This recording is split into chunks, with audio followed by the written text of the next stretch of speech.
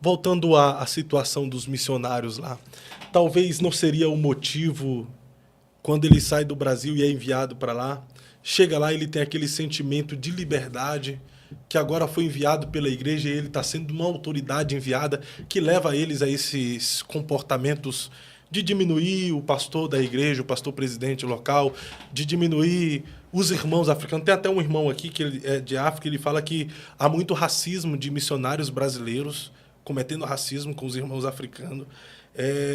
Olha lá, é o racismo o que os missionários fazem na África com os servos do Senhor. Abusam dos recursos enviados em prol do Evangelho, enviam falsos relatórios para o Brasil. Não seria essa sensação de liberdade? Não, para mim não é sensação de liberdade. De liberdade que leva eles a essa... Eu acho que é autonomia econômica, é autonomia financeira. Quando eu digo autonomia, porque eles têm posse. Eles sabem que no final de mês, os irmãos aqui como Fábio, como Léo, disponível em tirar parte de recurso para apoiar, eles estão seguros nisto. Pronto, economicamente estão confortáveis e vão tirar proveito disso para se colocar numa posição de notoriedade. Eu acho que esse é que é o problema. E a igreja local também não pode denunciar porque pode... O problema é esse. Perder o recurso. Exatamente. E tu denunciando aqui pode comprometer muitas igrejas lá. Bom, para mim é mesmo para... Se eu pudesse reunir com todos os líderes, eu apontava para ele, tira o fulano, manda ele embora daqui. Tira ele de lá porque ele está a desacreditar. Ele está a ter situações que está nos a colocar, não é, em um estado de sufocação. Eu nem fiz menção do que esse irmão fez aqui de falsos relatórios. Falsos relatórios. Como é que você vai enviar falsos relatórios? Não fazem nada praticamente, mas sabem se não mandarem relatório, o recurso não vai. Aí fica não é... Você falou da outra vez picareta, eu gostei do termo picareta. Sim, tem muito picareta mesmo. Demais, picareta. Existe picareta na política, existe picareta na religião. Infelizmente, existe. Existe gente boa de Deus, mas como existe gente ruim do Satanás também. Aqui, ó, tem um picareta ali atrás do computador ali. Brincadeira. Mas infelizmente, usam da boa fé das pessoas, entendeu? Tem muitos aqui de bom coração, meu irmão. Esses são a maioria. Isso eu já vivi. Durante o tempo que eu estou aqui no Brasil, eu percebi que esse povo é um povo bom de coração.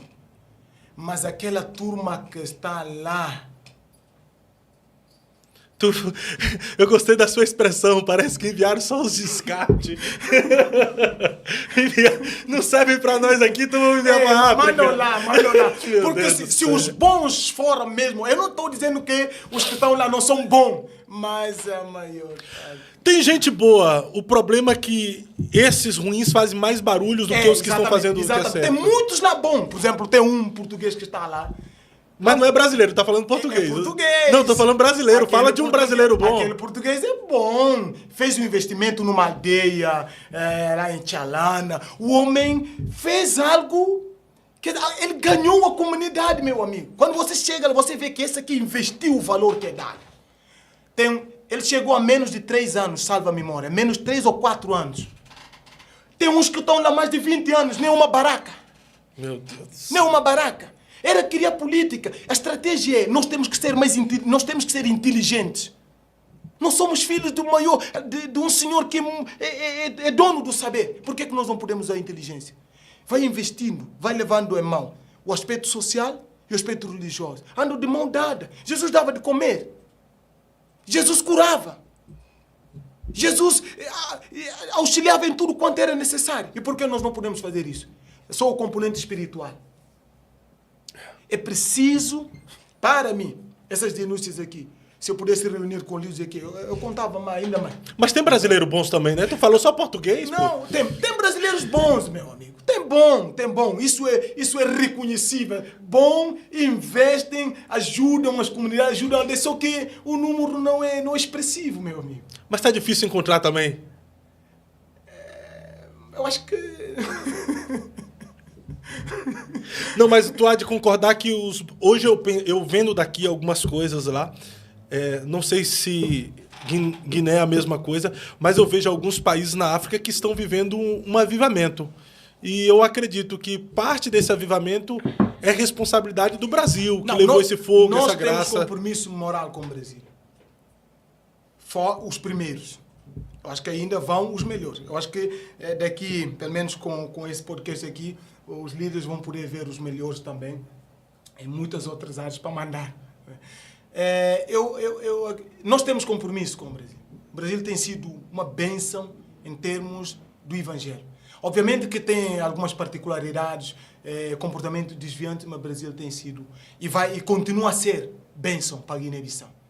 Mas só que essas situações que nós estamos a viver, essa insatisfação com o comportamento de alguns missionários brasileiros... É que precisa de um ajuste de foco, né? É preciso. É preciso. É preciso um ajuste. Eu não sei dos outros continentes, ou seja, dos outros países do continente africano, mas do meu país, eu sei. Mas Guiné vive um avivamento hoje? Em termos espiritual? Em termos do evangelho, do crescimento, deu um passo. Comparando aos anos anteriores, principalmente o envolvimento dos jovens, a participação dos jovens, não é? E o que gera mais, por exemplo, em termos de descrédito e insatisfação, é falta de apoio naquilo que tem a ver com estudo. Educação. Exato. Apoio, não é, de alguns para os jovens locais poderem ter a oportunidade de estudar, e isto aqui que está a gerar, pelo menos, esse componente, né, da insatisfação. Mas o que você fez menção, referência, é verdade. Há uma necessidade. Nós temos compromisso com o Brasil e é de reconhecer esse esforço. E tudo o que eu fiz menção aqui não é no sentido de desacreditar todos os feitos do Brasil. É momento nenhum. É momento nenhum. Mas situações que estão a comprometer e poderão continuar a comprometer é que nós fizemos referência aqui. Ô, missionário, mas eu acredito ser muito necessário essa sua fala para despertar a igreja brasileira, principalmente os líderes que estão investindo no continente africano. Porque relatórios chegam de forma diferente e talvez... Eu tenho a tia da minha esposa desenvolve um trabalho em Moçambique e ela já tinha me falado sobre essa realidade. Eu falei, vamos no podcast falar sobre isso. Ela, não, porque se eu falar isso, muitos líderes na África pode fazer alguma resistência, alguma retaliação sobre mim que estou lá desenvolvendo esse trabalho. Por quê? Porque alguns líderes não querem perder os recursos que são enviados através desses missionários. Foi o que eu falei, não é? Uhum. Os líderes locais têm dificuldade de denunciar aos responsáveis desse missionário. Por quê? Se a pessoa voltar, eu acho que isto o negativo está aqui. Por que nós não podemos confiar nos nacionais? Só com a presença de um brasileiro lá é que é possível fazer investimento. Eu acho que isso também está errado. Isso também está errado. Vamos ver os nacionais. Tem gente bom. Vamos confiar e entregar o recurso. Por exemplo, a nossa ajuda não é que vão depender. A melhor forma para eles poderem fazer com mais veemência e chegar em lugares ainda, atingir outros polos que não com dificuldade, por exemplo, por falta de recursos, atingir, para eles poderem chegar. Vamos acreditar. Tem nacionais bons. Tem nacionais fiéis.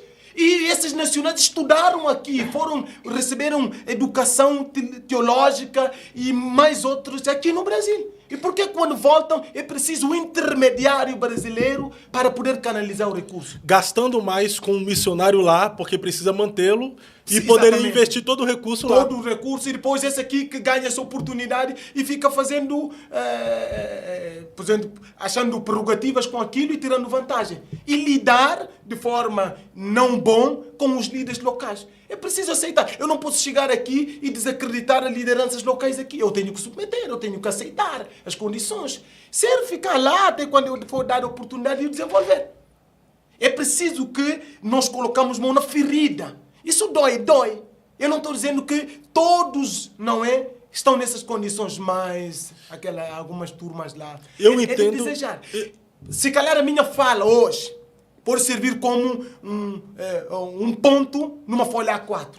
Mas há Da minha parte, do meu contexto, a insatisfação, eu pude entender isso porque eu envolvi no ministério. Na verdade, eu vejo a sua fala como um desabafo de muitos líderes de igreja local que lá. tem dificuldade de contar isso francamente. Sim. E vão ficando dando jeito porque se a pessoa, se o ministério de cá, a partir de cá, tirar aquele ali, já não tem mais como o apoio chegar. E eles localmente não têm oportunidade, não têm essa possibilidade de manter os obreiros, por exemplo, no campo missionário. Não tem. Eu vejo até necessária essa sua fala para nós aqui no Brasil, a liderança em especial que investe na África, que envia missionário, não envergonhar o legado que nós temos lá.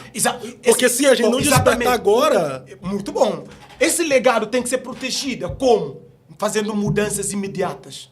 Se essas mudanças imediatas não forem feitas, outros povos vão, de outras nacionalidades vão, o legado vai sumir, vai desaparecer. Sim. Então é preciso que se mantenha esse legado, porque a geração está vindo. A geração está vendo que essas inquietações é mais com essa geração nova que não consegue aguentar vendo imagens, fotos tiradas, informações que eles acabam percebendo mesmo que são falsas, que é enviada, mas muitos aqui fazem do coração. O legado tem que ser protegido. Os líderes locais aqui têm que rever, não sei que técnica, que meios é que podem usar para resolver, como aquela irmã disse, estão com medo, se calhar os nacionais, não é? Podem retalhar, podem ter... É melhor nós resolvermos o problema do que deixá-lo acumular. No dia que vai explodir, é horrível. Infelizmente. É melhor a gente fazer paz hoje e resolver as nossas contendas e seguirmos em frente. A obra é de Deus. É preciso que a gente o faz com inteligência, com honestidade, com fidelidade, com tudo mais. Então, dentro dessa perspectiva, os recursos que o Brasil envia através dos missionários, se tivesse sido bem repartilhado, o evangelho teria avançado ainda mais. Meu irmão, nós estaríamos hoje, porque o evangelho chegou lá muito cedo. Quando eu digo muito cedo, mais ou menos há uns 49 anos, uns 50 anos. Não é? Para uma igreja centenária como a Assembleia de Deus? Deixa eu só dizer. Não há nenhuma universidade evangélica. Nenhuma. Nenhuma. Você vai ver as escolas vocês falam primeira série, sim, o ensino primário, sim. Liceu. Não há. Não há. Mas por quê? Se a igreja tivesse investido na educação a essa altura, nós teríamos muitos cristãos no setor público com expressão, formados pela igreja. Por exemplo, eu vou fazer menção do Jocum. Fez um investimento de uma escola no norte, ou seja, norte não, no leste do país, em Bafatá. Você chega na escola, você reconhece o investimento. Missão Batista fez uma escola em Bafatá. Mas durante muitos anos a gente podia ter expressão mais. Se nós fôssemos muito inteligentes e mais em aplicar verdadeiramente os recursos. Meu amigo. O pior é que, é complicado tu falando isso aí, porque se a gente não vê esses recursos sendo aplicados aqui no Brasil, porque não há também. Poucas são as denominações, as igrejas, que tem uma universidade, poxa. Que tem uma escola. Poucas, aqui no Brasil, com tanto de recursos que tem. Eu acho que a gente não tem, pô. A gente não tem, assim... Então parece que a consciência veio de cá. Veio daqui. Não, isso é real, entendeu? E isso aqui não é denúncia, não. Eu estou falando de fato. Viu? De fato mesmo. Nós não temos. Os nossos recursos não vai para escola, para universidade. Não temos. Poucas são as denominações, poucos são os campos eclesiásticos em determinadas cidades. Mas são pouquíssimos. É raro ver uma igreja que tem uma universidade que tem o mais simples. Uma casa, uma comunidade terapêutica para reabilitação de dependentes. Mas será que nos falta técnicos nessas áreas? Não. Não nos falta. Falta-nos formados em áreas sociais? Não. Quando você vai na administração pública, você encontra muitos técnicos qualificados em áreas sociais. E por que não reunirmos isto e investirmos na educação? O nosso problema é isto. Então, diga para os compatriotas africanos que o problema não é só lá, começou aqui. Mas isso é fato. Quem está me vendo, líder, pastor, eu vou votar, membro, quem está me vendo está falando a verdade. E fazer a menção disso. Começou aqui. Eu vou fazer menção Então disso. a questão do desvio de recursos lá já é algo do caráter nacional. Que não é investido em escola, que não é investido em clínica, que não é investido em universidade, que não é investido em comunidade terapêutica, que não é investido em nada de forma social. Agora que algumas outras igrejas, chamadas de comunidades, de parede preta, que está abrindo a visão e estão investindo em escolas, entendeu? Mas nós não temos aqui. Eu queria só fazer referência a alguma situação aqui, por exemplo, desse problema em termos de gestão.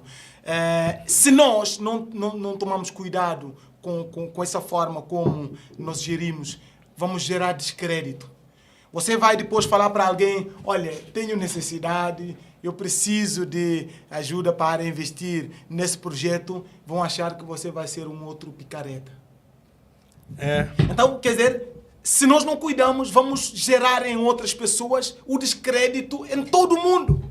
Vão achar que todo mundo é a mesma coisa. Você dá, a pessoa vai comer e vai... Nós temos um projeto agora com a Friendland, que é uma amiga. Em termos sociais, o pastor Silvino, ele investe na área social. Eu diria... Pastor Silvino é brasileiro, né? É brasileiro. Não. Aqui, brasileiro, viu? Tem brasileiro. Olha, se nós tivéssemos 20 de pastor Silvino, teríamos universidade em todo canto, de renome no continente africano. Se tivéssemos 20 de pastor Silvino. Ele investiu. Eu vou falar francamente. O único missionário, acho que ele não é missionário que investe no continente africano, mas ele é missionário. É o único brasileiro que investiu e formou 17 técnicos de superior. Pastor Silvino é o único que investiu e formou 17 técnicos. Perfeito. 17. Cadê os outros? Ele chegou na Guiné-Bissau em 2007. 2007, através de um dos meus líderes, que é o Wilson, que entabulou contato com ele. Ele investiu. Eu sou fruto de investimento daquele homem em termos na área secular. E ele ainda está investindo no ensino superior, na formação superior nossa e dos mais irmãos. 17. Se os que foram para a Guiné muito antes tivessem investido, meu irmão, quadros que a gente teria, projetos para ter ensino universitário, ensino secular em grande escala e também escolas teológicas, estaríamos numa velocidade que não dá para parar.